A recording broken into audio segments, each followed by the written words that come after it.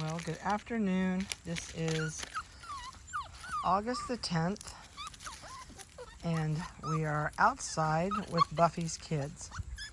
So I'm going to try and be as quiet as I can and not pay any attention to them, or they're going to want to stand here and cry at me.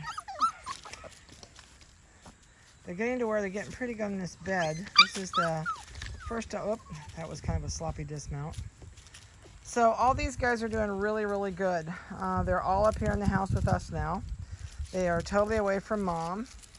And what I'm going to do is I'm going to give you microchip numbers, and then I will try and go through and find collar colors for you.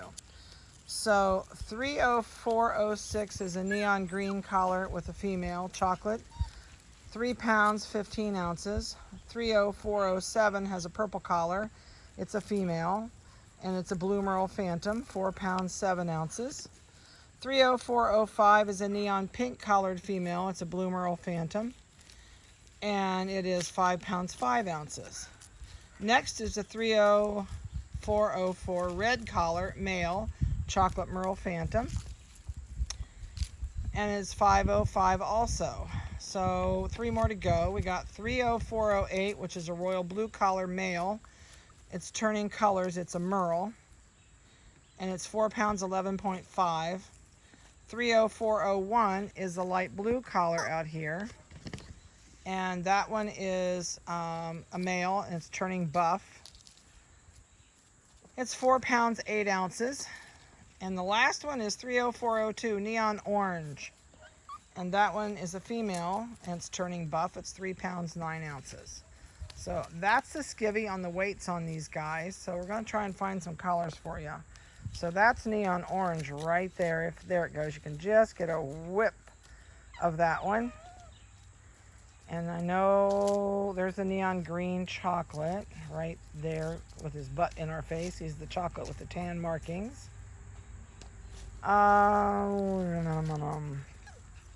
Neon pink is romping up there towards the bed. It's the Blue Merle Phantom right there.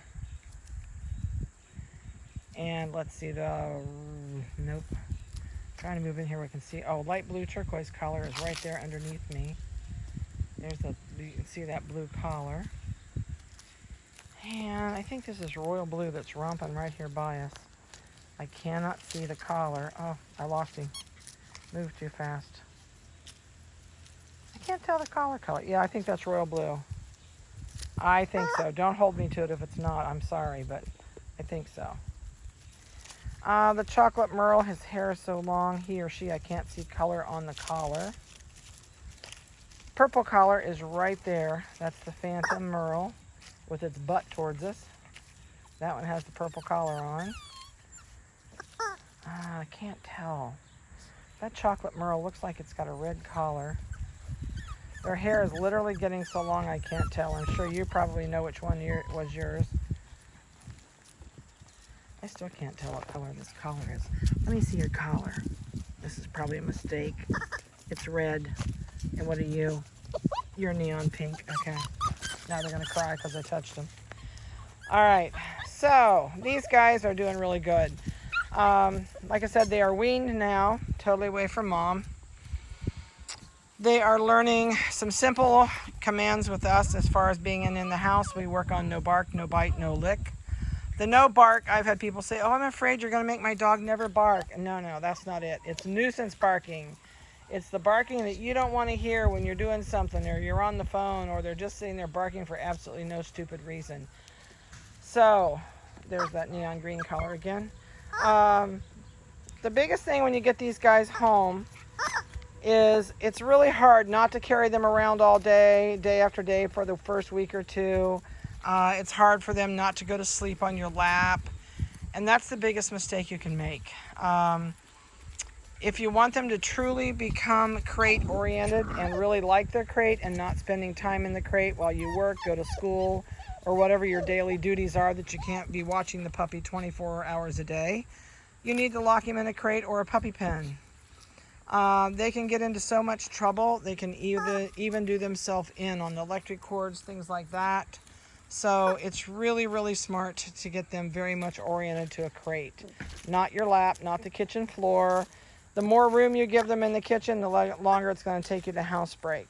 So these guys, it's going to also take them 2 weeks to adjust to a total new surrounding. They're used to our schedule, our temperaments, our noise, our smells. They know what my schedule is. I'm pretty much a clockwork person around here and do about the same thing every day.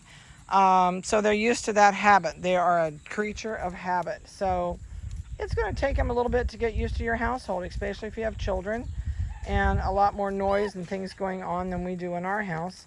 So be patient. Don't expect to be housebroken in the first 2 weeks, 2 months, 3 months, 4 months. To totally tell you your dog's going to be housebroken, you're probably looking at 8 months old to really 100% trust this puppy. So don't feel like it's a terrible thing to put that puppy in a crate. It's not. They are a dog. A dog is a cave-dwelling animal by nature.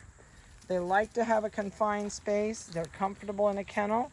It becomes their home, and they don't mind it at all. So please, please don't think it's cruel. It's really not.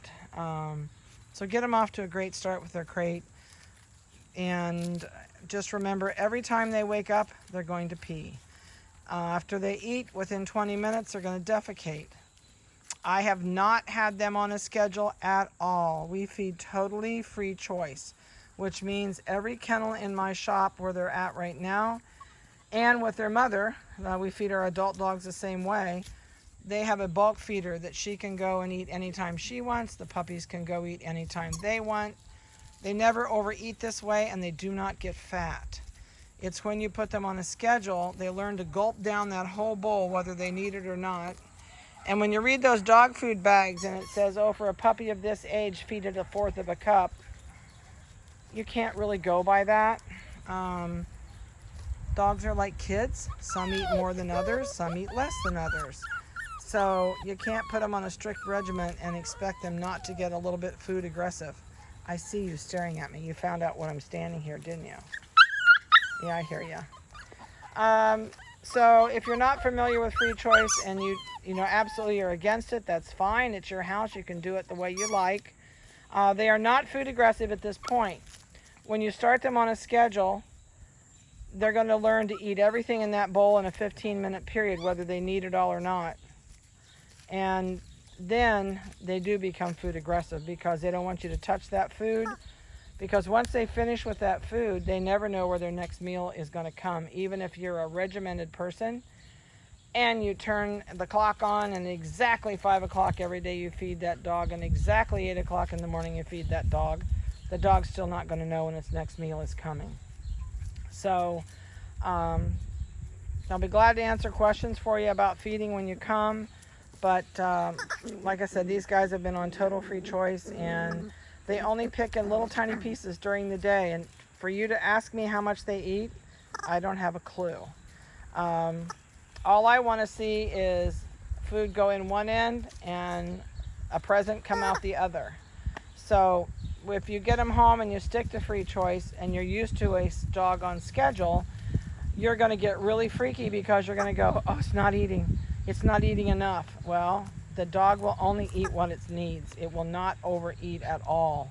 So you'll be very shocked at the difference between a free choice dog and a dog that's been on a schedule. It's a huge difference in the volume of food that they eat. If you do start them on a schedule, please handle their food. Stick your hands in the bowls. Have your kids do that because they will become food aggressive. And if you don't do that and your kids reach for a bowl or something they've got, they will get bit. So just kind of keep that in mind if you've got young children in the house. I have not done any treats. The only thing we do is cottage cheese in the mornings in a separate bowl, and we put their probiotics in that. We feed them their vitamins separately. They get that as a treat, and then their probiotics are in the cottage cheese. So for us, cottage cheese has tons of vitamins, calcium, minerals, and fat. And that cottage cheese is great for their coat and their skin. So it's something, if you want to continue it, that's great. If you don't, it's not going to make any difference. Some people continue, some people don't. The other thing you can feed as a treat, and you can do it in a separate bowl, is canned pumpkin. With no spices, of course, just plain old canned pumpkin. The dogs love it. And it's good for them. It's got a lot of trace minerals in it, and it's got a lot of fluid in it, so it also helps them with fluid and minerals in their system. Let's see, what else can I throw at you? These guys have been getting a bath every week, and toenails are getting trimmed every week. So toenails are something that you have to kind of take a look when you pick your puppy up, how short they are, and decide where you want them to get. If you can hear them walking on the floor or on tile or on a wood floor, they are way too long. So toenails are notorious for ruining leather car seats, hardwood floors. I know you're sitting there just staring at me. He has the prettiest eyes. Now he's looking away. Nope, not gonna look back. So for many of you that are coming, please write down any questions you have that I did not answer for you on the videos, and bring them with you, and I will be more than glad to chat with you about whatever you want to chat about with dogs. I hope the weather holds good. If so, then we'll go on a tour if you want to go on a tour. If you are a little bit COVID oriented and you would rather not, that's totally fine. I don't have a problem with it. So it's whatever you guys want to do when you come, but please remind me if you want to do it or not. I know a lot of people have never been to a kennel and they have the wrong opinion of kennels, and I think it's really good when you can go through and you can see a nice kennel and nice dogs, and it's fun if you've never been to a kennel. So you're welcome to. Just let us know that you'd like to do that when you get here. Because sometimes I forget to ask with this COVID thing on. Some people during the height of the bad part of it in the spring, some people were here 10 minutes and out the door. Some people didn't care and they stayed and took a tour. So you just need to let me know. So for now, I'm done. I hope everybody has got to see their puppies. They're ornerier than all get out. That's the little pink-collared female right there jumping on the fence. There, we got a good collar shot. And that's the royal blue collar that's yelling at me. But they're doing wonderful. Growing like weeds. I think Buffy was totally glad to get rid of them. I think she'd had enough. So, oh my goodness sake. Now see, that's nuisance barking. If I had a fly swatter in my hand, I'd swat him. And I'd say, no bark. No, you're being very noisy. Hey, no bark. He says, huh? You don't have a fly swatter. He's only been up to the house a couple days, so I give him a little bit of a break. All right, I'm going to get out of here, and you guys have a great week. If you have any questions, give me a call. We'll talk to you later.